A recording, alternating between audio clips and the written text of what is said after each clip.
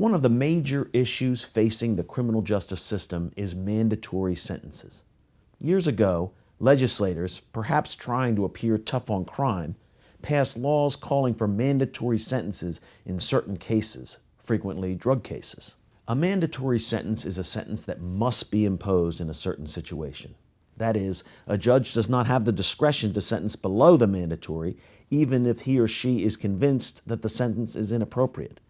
This may seem like a great idea at first, but the problem with mandatory sentences is sometimes the punishment does not end up fitting the crime. You can conduct a routine search on Google and find cases where financially desperate people, often parents or people with horrible addiction issues, became involved in a drug transaction and ended up with mandatory sentences of 10 years or more.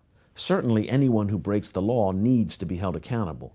The question is, can mandatory sentences produce unfair results? A major criticism of mandatory minimum sentences is that they sometimes marginalize the role of the judge in the criminal justice system. Our country's criminal justice system is not perfect, but it is clearly the best system ever created by humankind. One of the basic tenets of this system is that the police and prosecutors bring the charges, but it is an independent judge that decides what the penalty should be if the person is convicted. With mandatory sentences, however, this discretion is stripped from judges who now must impose the sentence created by law. Essentially, this allows the police and prosecutors who bring the charges to decide the final sentence.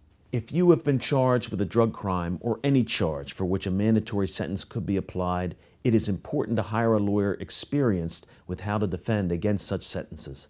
Please call me to discuss your rights and options. I can be reached at 610-270-8800.